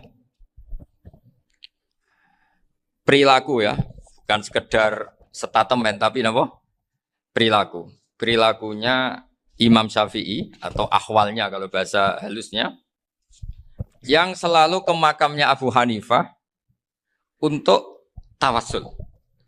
Padahal Imam Syafi'i itu orang yang secara ilmu sering kritik Abu Hanifah. Jadi ini saya baca ini di halaman 100, jadi tawassul mulai halaman 9 berapa ini? Sampai halaman ini yang qala sami'tu Syafi'iyya yaqul inni la atabarraku bi Abi Hanifah wa aji'u ila qabri fi kulli yaumin za'iran. Fa idza uridat li hajatun shallaitu rak'atain halaman 100 waji'tu wa sa'altu wa ta'ala al hajat indahu fama taqudu anni hatta tuqda. Kanal Imam Syafi'i ayyama huwa bi Baghdad yatawassalu bil Imam Abi Hanifah yaji'u ila dorihi fayusallimu alaihi wa yatawassalu ila Allah bihi fi qada'i hajati. Terus wa yatawassalu Imam Ahmad bi Imamina Syafi'i. Jadi di antara yang diceritakan Mbah Halim Maksum itu betapa Imam Syafi'i yang terkenal sering mengkritik Abu Hanifah dalam tatanan fikih karena beliau tidak percaya ada istihsan. Abu Hanifah berpendapat adanya istihsan dan kita tahu lah ikhtilafu Syafi'i wa Abu Hanifah itu besar sekali. Tapi beliau itu tahu Abu Hanifah itu orang yang sangat soleh. Abu Hanifah itu kalau ketemu sama orang yang utang beliau itu yang lari bukan yang utang Abu Hanifah. Karena takut orangnya itu izin. Jadi kalau ketemu yang utang di jalan itu yang sembunyi itu Abu Hanifah. Kenapa engkau sembunyi? Ada yang utang saya lewat, nanti orangnya malu.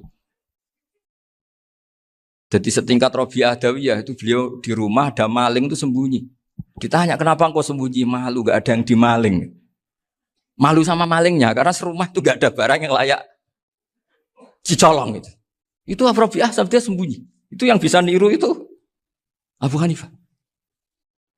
Jadi wali-wali besar ini ternyata saling menghormati dan saling tawassul. Nah saya berharap tawassul ini bukan sekedar perilaku sosial, tapi memang ada sanadnya. Sehingga terus diceritakan Bali di sini dulu istaqa Umar bil Abbas.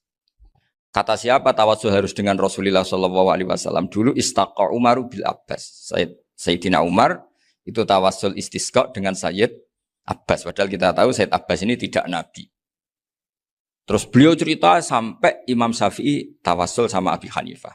Sehingga nggak ada perdebatan itu kan Umar. Kalau Umar kan ada jaminan boleh diikuti karena beliau sahabat. Bali cerita tentang Imam Syafi'i yang tawassul dengan Abu Hanifah. Seargumentatif itu. Sehingga ada cerita dalam sebuah tafsir. Ya saya ulang lagi ada cerita di sebuah tafsir. Kenapa Nabi Musa ditanya Allah wa matilka biyaminika ya Musa? Ma'ana wa ta'ala a'lam. Tentu Allah sangat tahu yang dibawa Musa itu apa. Karena Allah tahu Nabi Musa itu grogi. Orang dipanggil Bali Maksum pasti grogi. Santri dipanggil Mbah Mun pasti grogi. Kenangan saya setiap dipanggil Mbah Mun ya mesti tanya. Yang ringan-ringan. Wis sarapan ya. Arung sarapan ya sarapan. Pas sarapan ya kan. Tanduk mangan sing enak. Orang santri ora tau mangan enak. Ya tidak pernah ngomong yang penting. Ngendikan yang penting. Nah karena Nabi Musa ini grogi. Ini sebagian tafsir.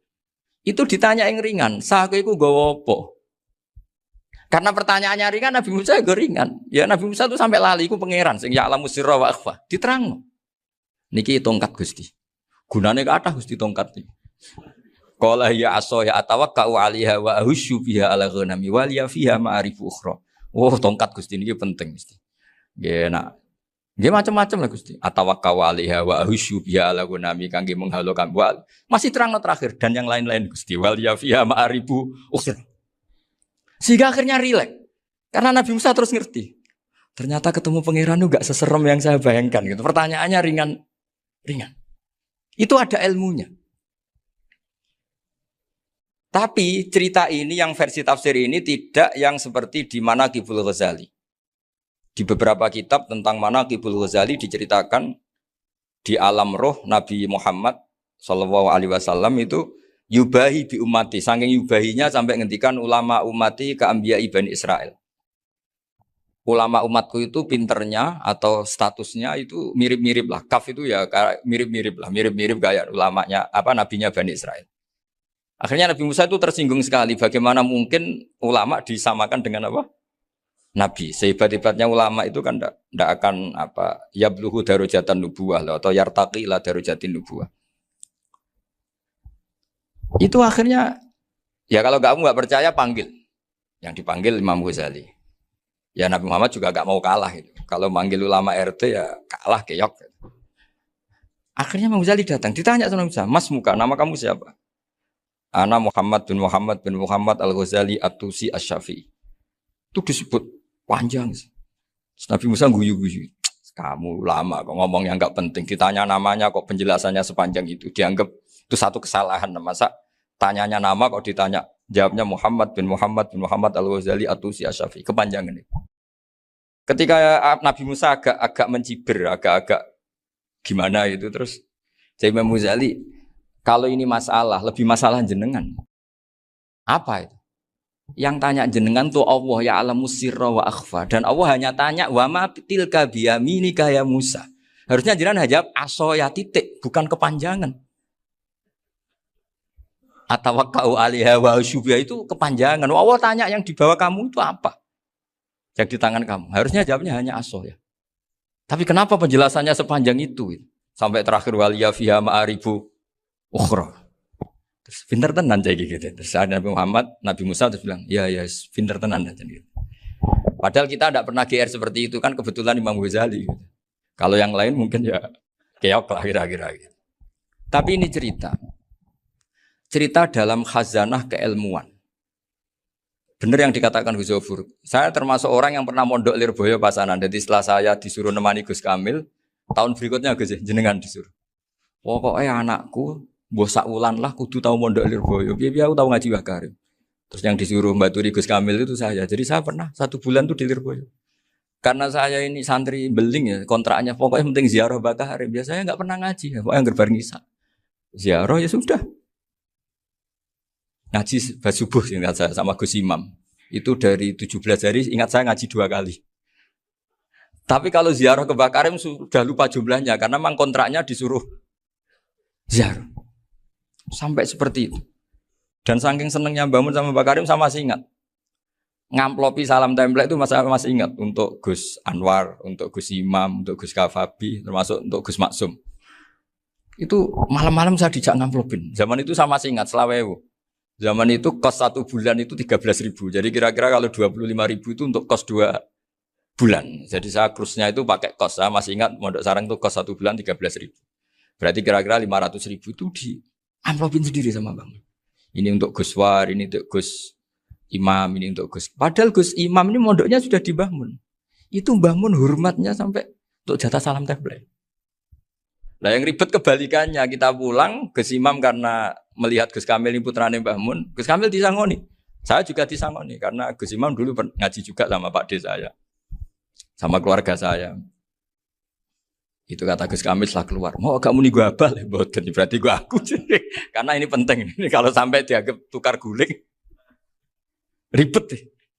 Jadi ditakwil sendiri lah, mau kamu nih gue abal ya, boten wis, yes berarti halal. Tapi sama Mbah Mun ya ditanya. Ditanyanya bukan apa karena untuk meneruskan tradisi bahwa kalau kiai ketemu itu ya saling memberi hadiah, saling itu sudah faqaddimu baina adena juakum apa? Sedekah.